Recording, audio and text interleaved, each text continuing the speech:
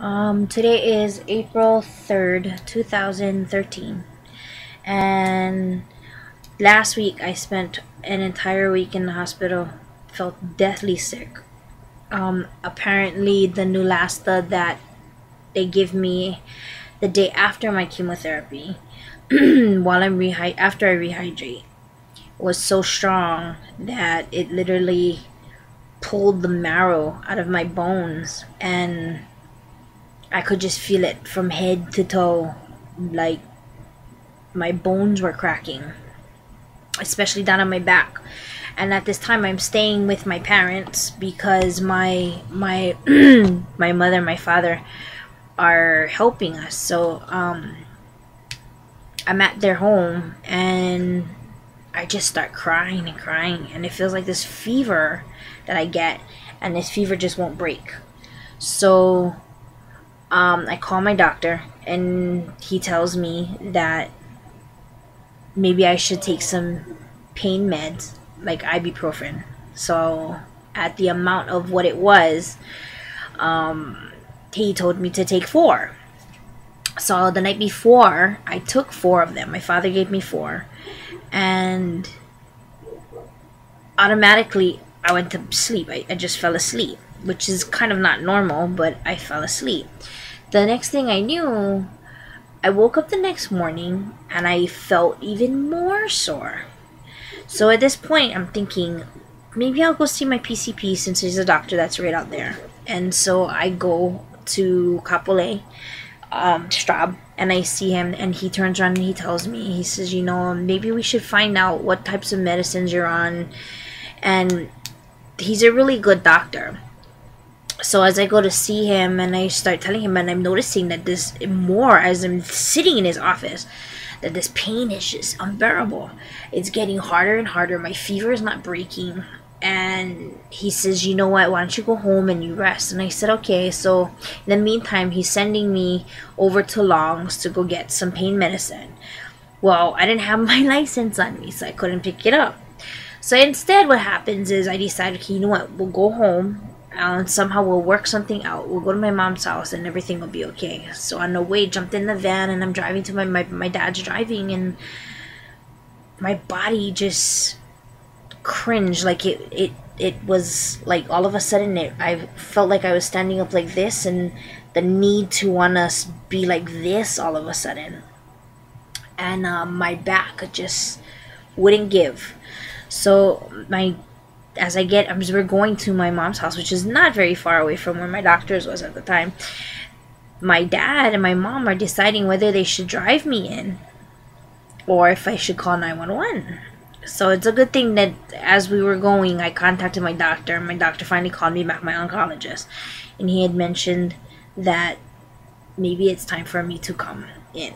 So finally, my father drove me in. I got there at Queen's Hospital, and it started off as a weird infection. Now, I know I haven't told you this story, but I had this blister that was on my finger. I don't know if you can see it. It's actually kind of healed. But there was a blister that was on my finger. And what had happened was, apparently, I guess after chemo, whatever was in my thing, it kind of set off like a bad infection. So now this little infection actually spread throughout my entire body. So as I'm sitting down in the emergency room and they're taking my temperature wouldn't drop. So I would say maybe like about a day and a half I had this fever and it wouldn't break. And so they put me in this isolation in Queens. People had to dress in gown from head to toe, and they had to wear masks all the time, and if you came into the room you had to, well, you know what I mean. So I'm sitting there and I'm watching, this is on Monday, and I'm watching my finger. Now from this point of my finger all the way down to here, it was just purple, and it was huge. It was like 2 times, it was like that big. It was huge. And so from the infection from this finger, it set off from my entire body to get sick. Now, the reason why I'm putting this out is because I'm just letting you know that as you're going for first time, if you're going in for chemo, and it is kind of like a trial and error because they don't know what they are going to give you. They're not, they're not quite sure if the type of medicine that they're going to give you is the right dosage, the amount is correct. They don't know. You gotta go through it. So I have this port that's in me, so it goes into my port and then it goes through my body. That's how I get it.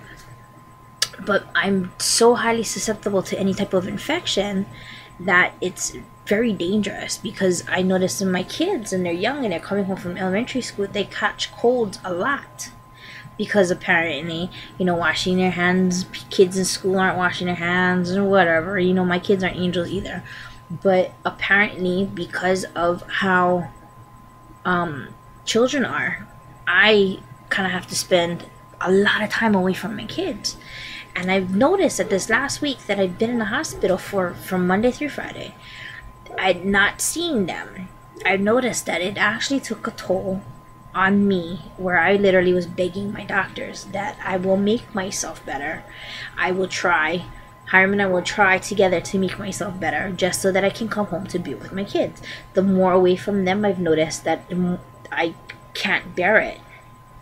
Even though I know that I had to be there because I was really, really sick, I guess apparently being away from them didn't help the matter of healing. So the only reason why I'm making this as a journal to myself. I'm making this as a journal for, if you come across it and you see it and you watch it, and it's fine. I just want you to realize that as a first timer going through this, as you can see, I had long flowing hair and my hair is gone. But that's not so much of a big deal for me anymore. I think for me the big deal is my fear is how much more can I take with this. But I realized that I gotta do it regardless. So before I came home from the hospital, they were telling me about my white blood cell count, and it's a 34.74, which is extremely high.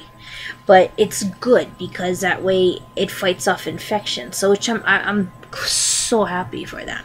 But my potassium is super, super low, and it's to the point where in a few more days, I'm getting to the point where I'm realizing my blood cells it's going down, and eventually it will go down and then down and then down. And that was round 1. Round 2 is coming up on April 10th. I still have to figure out how that's going to happen. But in the meantime, my glucose is also high, which is at 194. And my sodium is at 137.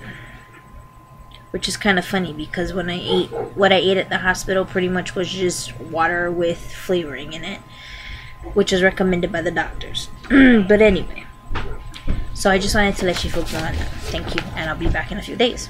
Bye-bye.